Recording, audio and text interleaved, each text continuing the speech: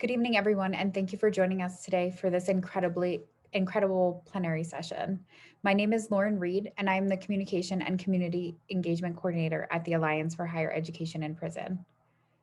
When Danielle Sered generously agreed to present at our virtual NCHEP, my mind went back to when I first heard about her work and her book a few years ago.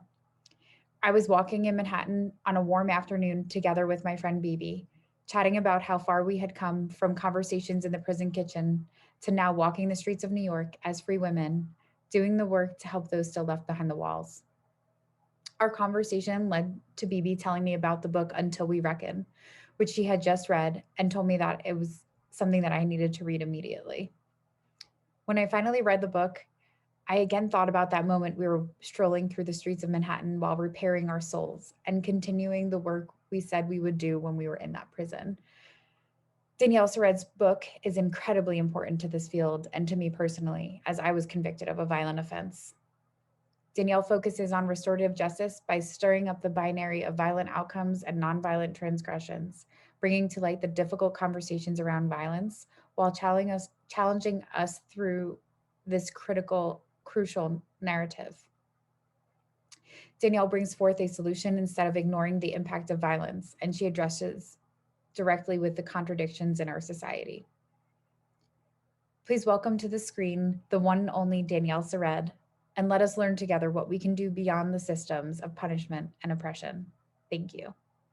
Every single one of those things most natural to us are disrupted in the very structures of prisons, from the physical structures to the rules to the ways humans engage with one another to the separation from others.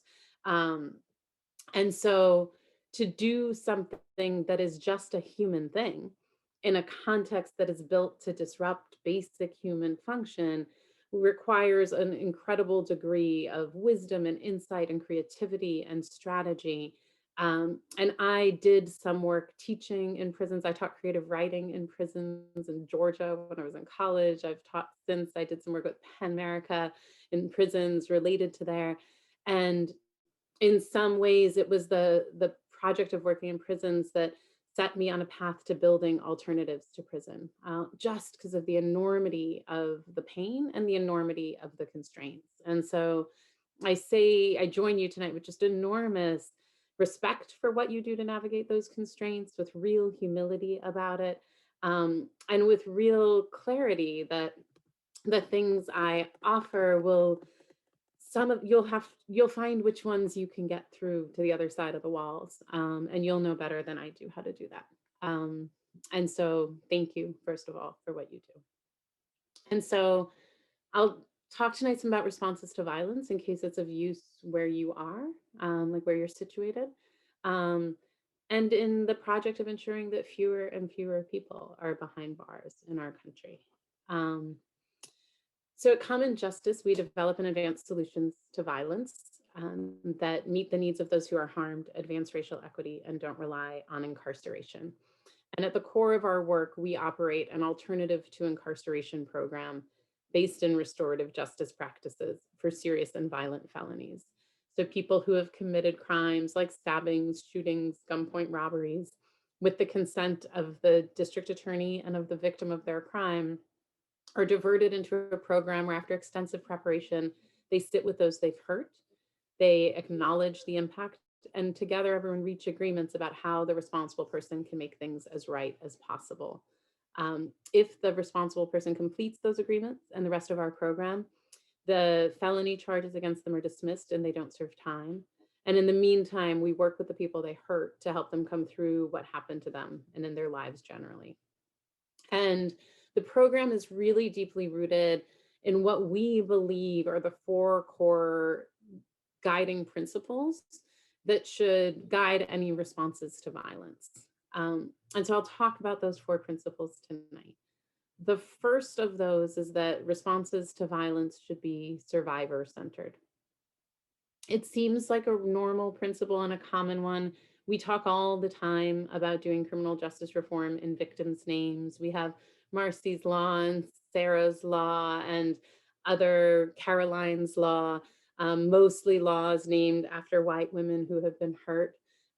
We talk in the news all the time about victims breathing a sigh of relief when someone is locked up. And we see press conferences where people push back against progressive criminal justice reform, including basic things like access to higher education in prison, in victims' names. But the truth is, the thing we almost never do is actually ask victims what they want. First, we have a misconception of who victims are. It's white women like me on most of the victim service posters, when a young man of color is 10 times more likely than me to be robbed and assaulted, and a woman of color is at least that many times as likely to me as than me to be a victim of violence. And so we have an artificially monolithic idea of who victims are that is inscripted in our long-standing racialized narratives in these countries about who causes harm and who is supposed to be protected from harm. And those stories erase the realities of who survivors are and to what they're entitled. But we also, in addition to erasing the experience of Black and Brown survivors, we also erase the experiences of survivors who don't just want blood. The survivors' voices who get elevated are typically those who support the most draconian sentencing, the ones whose interests are aligned with the interests that prosecutors have already determined or the outcomes they're seeking in a case. And survivors who disagree with those are very often cast aside, both in their individual cases and in the larger public conversation. And I think one of the most important things we've learned at Common Justice, like if there was one thing I could tell everybody and only one, it would probably be this. So I said at the top that we only take victims, we only take cases into in the program if victims of those crimes agree. And so it's worth it to remember fewer than half of victims call the police in the first place. Another half won't make it past grand jury. So that remaining 25% are arguably the jailingest set of victims you'll find. And we talked to the subset of those who have had guns to their head, lacerations to their liver, who were beaten unconscious. And we asked them, do you want the person who hurt you to go to common justice, or do you want them incarcerated? And 90% choose common justice. 90%. It's a wild number. And when I first saw that number, I thought that people were better than I knew, that we were merciful, that we were forgiving, that we thought, but for the grace of God, go I. And I think that's sometimes true. But I think the thing that's really true and that accounts for the vast majority of those yeses um, is something I should have known as a survivor myself. And so the best way I've been able to describe this is that as survivors, we will feel loss so deep that we would like wring out our bones to be free of it, like it's stored in the marrow there. And we will feel fear so intrusive that in the safety of our own homes, in the arms of the people we trust the most, we will be unable to sleep. And when exhaustion finally takes us, we will wake from that sleep with nightmares, and we will be so experience rage so all consuming we feel unrecognizable even to ourselves. But at the end of the day, survivors, like, we are pragmatic, and there are two things we can't stand. We can't stand the idea of going through it again, and we can't stand the idea of someone else going through it. And so when we're presented with an option, we seek the choice that is likeliest to prevent the things we can't stand. And the hardest people in the world to persuade that incarceration will keep them safe is anyone who lives in neighborhoods where incarceration is common. We in America lock up more people in this country than any nation in all of human history. If incarceration worked to keep us safe, we would be the safest country to have existed in all of human history. And even more than that, the Black and Brown neighborhoods that bear the brunt of mass incarceration would be centers of previously unimaginable safety, where no one would ever be hurt. That's not the reality that we live in. And so, what we know is that prison's failure to produce safety is something that survivors experience in their day to day lives. They have paid the price for its failure with their enduring pain. And while they may seek incarceration when the only other option on the table is nothing at all, when they are faced with the presence of multiple options, they almost always prefer just about anything to incarceration. including an intervention like restorative justice. The second principle that guides our responses to violence is we believe that responses to violence should be accountability based. That may also sound obvious. We talk about accountability all the time. We talk about, we understand there were complications, but someone has to be accountable for what they've done. I believe in accountability more deeply than most people I know. It is my life's work. But the problem we have in this country is we treat accountability and punishment as synonymous, when in fact, more and more I've come to understand that they are often incompatible. Punishment is passive. Punishment is something somebody does to me. All I have to do to be punished is not escape it. Accountability is different. Accountability is active. It requires that I acknowledge what I've done, that I acknowledge its impact, that I express genuine remorse, that I make things as right as possible, ideally in ways defined by those I've harmed, and that I become someone who will never cause that kind of harm ever again. It is some of the hardest labor any of us will do. I think often of one of our early participants who had been gang involved since he was 8, and he had committed more violence than anyone should, and seen more violence than anyone should, and survived more violence than anyone should in a lifetime, let alone in the 18 years before we met him. And he sat in a circle process with the young man he had robbed and with that young man's mother, and had to face the impact his choices had on their lives and look into their eyes as he owned his responsibility for it. And we went through the whole circle. We reached agreements about all of it. And at the end, everyone was going home. And he asked me if he could wait in the office for a minute before we left. And it was, almost 9 at night. So I said, why? And he said, I just don't want to go back outside until my hands stop shaking. And this is a young man who I expect can hold a gun steady as day. And he said to me, for everything I've done, everything that's been done to me, I don't know if I've ever heard a real apology before. Like, how do you think I did? And because it was true, I said, I think you did great.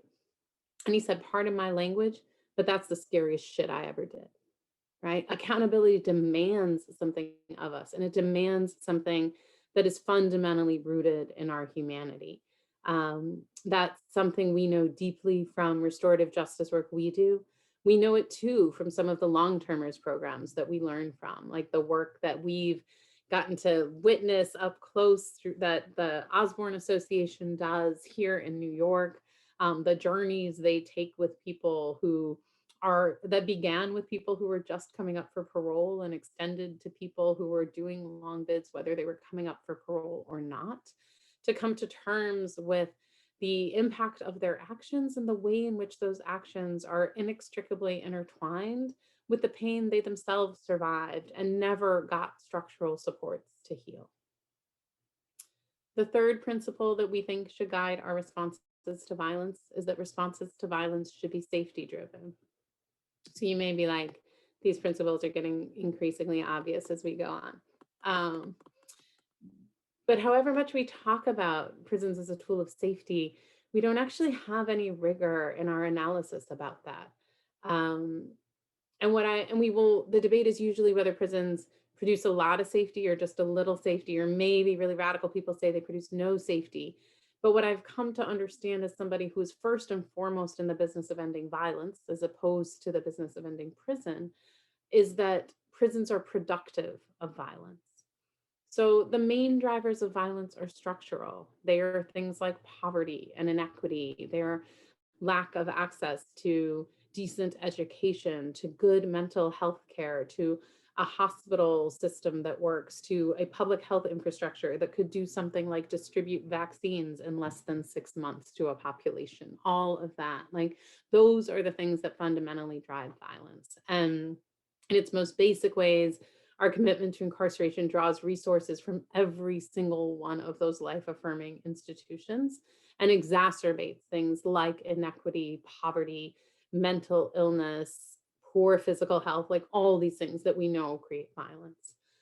But even on the individual level, even not just thinking globally about what our society prioritizes and why, the core drivers of violence are shame, isolation, exposure to violence, and an inability to meet one's economic needs. And the core features of prison are shame, isolation, exposure to violence, and an inability to meet one's economic needs. So we have baked into our core responses to violence exactly the things that generate it. It's like showing up at a house fire with a hose full of gasoline. Like, that's not what you do if you actually want to quell the flames. And so, in my view, as someone, I think a lot about what it means to be committed to the end of violence, right? To really seeing a culture in which violence is at the very least rare, and but certainly culture where it doesn't characterize us. And I think about the violence I myself have survived. I think about the people I have lost to murder. And I think about the people I love who have lost people. I think about like the mothers whose weight I've borne in my arms as they've collapsed like feet from the coffins where their sons' bodies lay. And that's not a weight your body forgets, right? It's like when somehow you become strong enough to care, like hold something you couldn't otherwise hold because it's required of you. And that weight obligates you to something, right? Like it obligates you in a way that I think outlasts probably the length of any one of our lives. And when I think about the obligation I have as someone who has held that weight, when I think about the obligation I have as somebody who's like friend bled out in my arms at 15, like that obligation is to end violence. And so what I do if I want to end violence is I look through my culture, I look through my society for anything that generates violence. And I seek to eradicate that thing because I do not want people to suffer more pain. And if I look honestly and I look rigorously at American culture for sources of violence, for things that generate those outcomes of loss, prison figures centrally as one of those culprits. And so it's in that spirit that I think about and that I invite others to think about the elimination of prison. The elimination of prison is not just about liberation, though it's about that. It is about the production of safety. Um, and so when we think about responses to violence that are safety driven, it means that we are not thinking about responses to violence that are necessarily the most popular, that are rooted, that display our sort of collective desire for revenge or an individual desire for revenge that polled well in a particular district. It requires that we actually look at what the intervention in response to violence is and ask the question, like, what is the likelihood that makes us safer? And look to people's practical lived experience and to the evidence. And if the thing we are doing is likely to make people less safe, then it's our job to stop doing it and to do something else. The last principle that we believe should guide responses to violence is that responses to violence should be racially equitable. They never have been in this country. So this principle for us is not a thing where we can look to one model in one place and replicate it broadly. It is like the deepest, most significant aspirational principle I think we can be called to move toward in America. Um, we've just inflicted extraordinary pain. We have people who will never come home, who will never come home the same, people who have come home with so much loss that they've passed it on to others, like people whose everything from missed birthdays to missed burials will like never be mended, people who had horrific violence inflicted on them, who were held in cells smaller than some of our bathrooms for years on end. Like we did all of this, and we did all of this even in the presence of the evidence that all of it was not producing safety. And as that evidence mounted, we did it more and more and more. And then we told survivors that our doing this would heal them, even in the face of no evidence whatsoever that it would. And we told them if it was not making them feel well, that something was wrong with them. And we weaponized their pain to do it more and more and more. And we did it not exclusively, but vastly disproportionately to people of color who were the descendants of people whom we had enslaved in this nation. Like that is on us. Like what we have done is on us. We have heaped pain on pain on pain. And the only thing I know that we do in the face of that kind of responsibility is to seek a path to repair. I don't know everything about what that kind of collective repair looks like, but I actually don't believe it's that fundamentally different than the basic steps of accountability that I think characterize our response to individual level harm. We acknowledge what we've done. We acknowledge its impact. We express genuine remorse. We make things as right as possible, ideally in a way defined by those harmed. And we can become a people who will never cause that kind of harm ever again. I think those of us who do restorative justice know some things from that process that are useful and maybe transferable to a reckoning of that scale. But the main thing we know is not actually mechanics. Like the thing we know is that the world that is possible on the other side of a reckoning is never fully visible from this side of it. And so the choice to steer into the truth of our nation's history and its persistence in all these forms is not exactly a logical one. It's not like a plea bargain where we're told in advance what the consequence will be before we admit our guilt. It is much more like an act of faith. It is much more like a prayer where we put our whole hearts into it, where we say the thing we know to be the truest thing we can say, and where we leap and trust that something in us, something in one another, will be enough that the thing that arises out of that truth is a transformation. And those of us in restorative justice who have had the huge gift of watching such transformations over and over again, I often think the best thing that we can do for anyone else is testify over and over to the fact that we know we are capable of it and we know it's possible. And so I will stop talking there so that we can focus our attention on the questions, reflections, insults, whatever you have that's closely rooted to the work that you're doing. And so open it up for that.